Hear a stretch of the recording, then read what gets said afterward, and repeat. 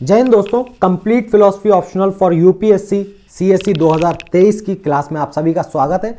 जैसा कि हमने लास्ट क्लास में न्याय दर्शन में डिस्कस किया था पदार्थ में हमने द्रव, गुण, कर्म, सामान्य लक्षण, प्रत्यक्ष इन सबको डिस्कस कर लिया था। आज की क्लास में उसके आगे की बातचीत को स्टार्ट करते हैं, तो चलिए फिर क्लास को शुरू करते हैं। आज हम देखेंगे दोस्तों समव्याय को। वैशेषिक दर्शन में कुल 7 पदार्थ स्वीकार किए गए हैं, जिन्हें 2 भागों में बांटा गया है। पहला भाव, दूसरा अभाव।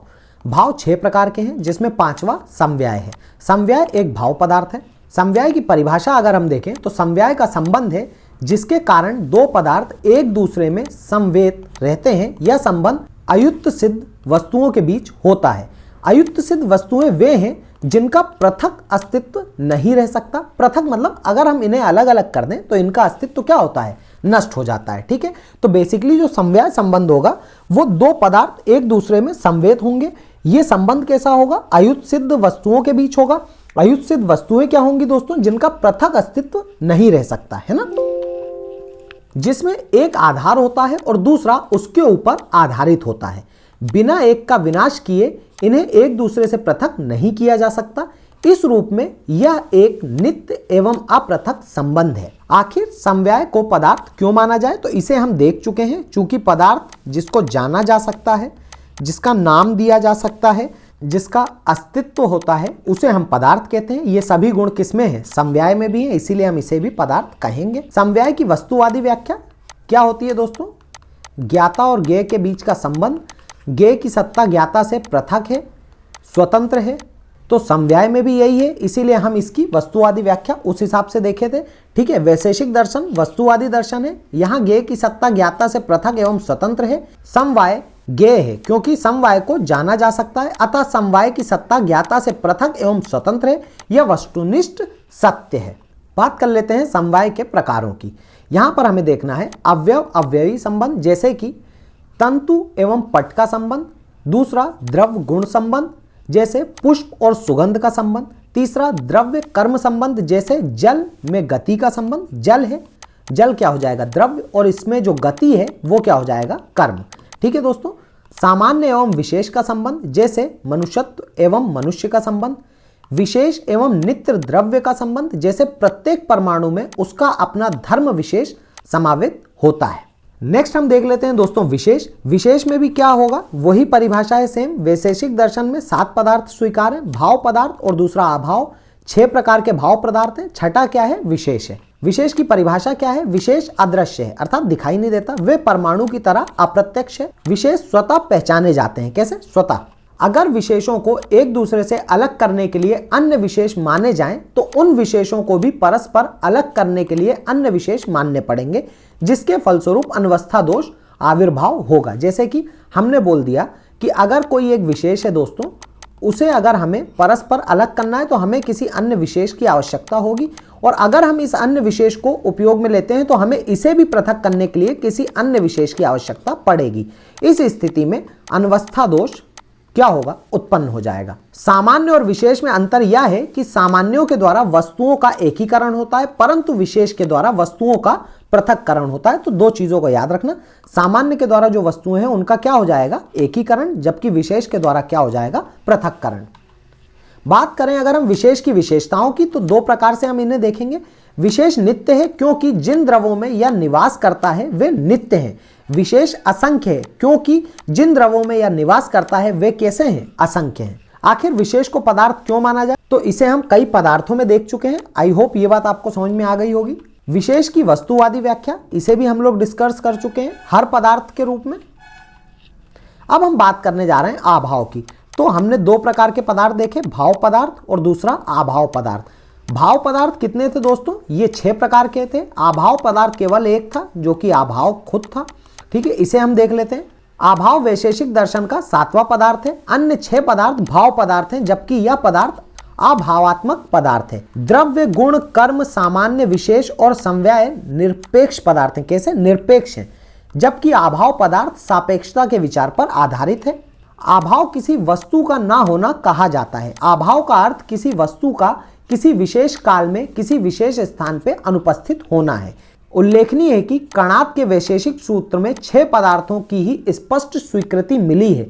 कालांतर में वैशेषिक आचार्यों ने अभाव को भी पदार्थ के रूप में मान्यता दी।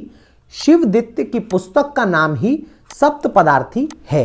जैसे हम कह सकते हैं दोस्तों अभाव का अर्थ कि दूध में किसका अभाव है, दही का अभाव है ना, क्योंकि दूध में दही अभी नहीं है, लेकिन एक प्रक्रिया के द्वारा अगर हम दूध से क्या करें, दही को निकाल लें तो क्या होगा, यहां से अभाव क्या होगा, खत्म हो जाएगा। ठीक है, अब हम देख लेते हैं दोस्तों अभाव की परिभाषा। ना शब्द से सांकेतिक किए जाने वाले ज्ञान का विषय क्या है दोस्तों, अभाव, जिसे हम ना से बताएं। जैसे कि कोई भी चीज नहीं है, किसी भी चीज का अभाव है। अभाव का ज्ञान प्रतियोगी के ज्ञान पर निर्भर करता है। जैसे यह स्थान इस समय घड़े के अभाव की विशिष्टता से युक्त है। कैसा है, युक्त है, अर्थात यहाँ पे घड़े की अनुपस्थिति है। आखिर अभाव को पदार्थ क्यों माना जाए, तो हमने पदार्थ क्यों माना जाए इस पर हमने सभी पदार्थों में डिस्कस किया है। यह भी बिल्कुल उसी की तरह है। अनित्य एवं परिवर्तनशील वस्तुओं की व्याख्या करने के लिए अभाव को पदार्थ मानना कैसा है, आवश्यक।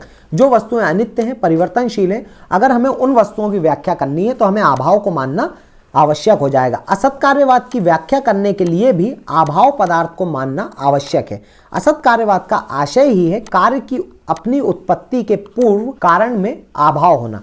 कैसे दोस्तों, जैसे हम असत कार्यवाद में क्या कहते हैं कि कार्य जो है वो अपनी उत्पत्ति के पूर्व कारण में विद्यमान नहीं है, और अगर कारण में विद्यमान नहीं है अर्थात कार्य का यहाँ पे क्या हो जाएगा, अभाव हो जाएगा। तो असत कार्यवाद की व्याख्या के लिए भी हम अभाव पदार्थ को मानते हैं। बाह्य संबंध की व्याख्या करने के लिए भी अभाव पदार्थ को मानना आवश्यक है। मोक्ष की अवस्था में आत्मा में सुख दुख के साथ साथ चेतना का भी अभाव होता है।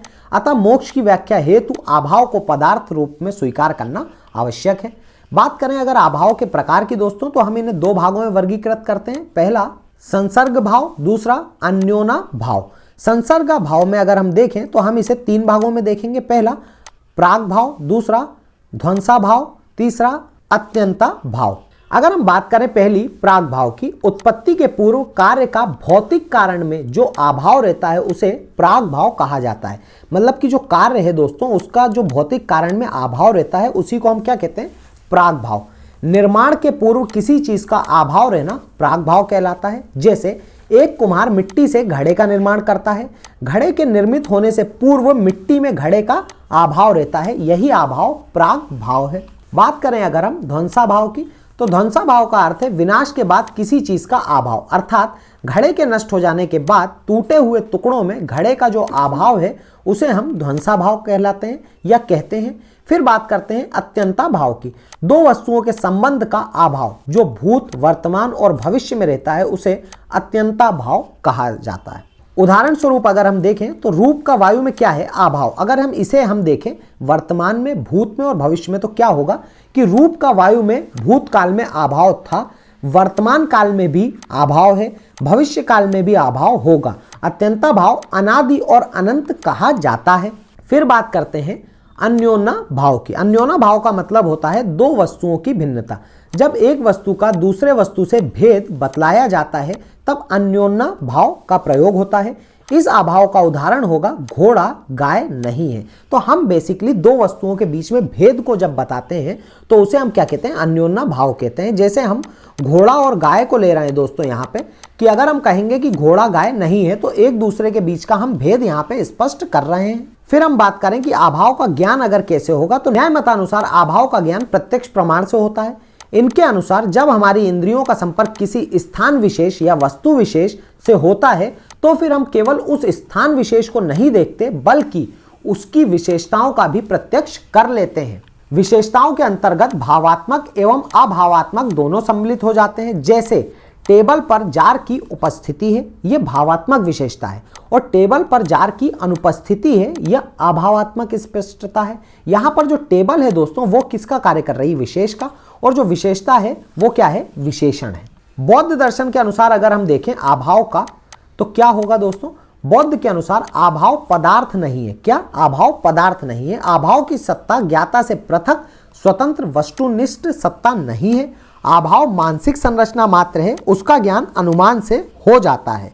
तो तो दोस्तों आज की क्लास में बस इतना ही। मैं उम्मीद करता हूं कि आपको ये क्लास पसंद आई होगी। अगर क्लास पसंद आई है तो क्लास को लाइक कीजिएगा, चैनल पर पहली बार आए हैं चैनल को सब्सक्राइब कीजिएगा। इसी तरह के और इंटरेस्टिंग क्लासेस के लिए हम आपसे मिलते हैं नेक्स्ट क्लास में। तब तक के लिए जय हिंद, जय भारत।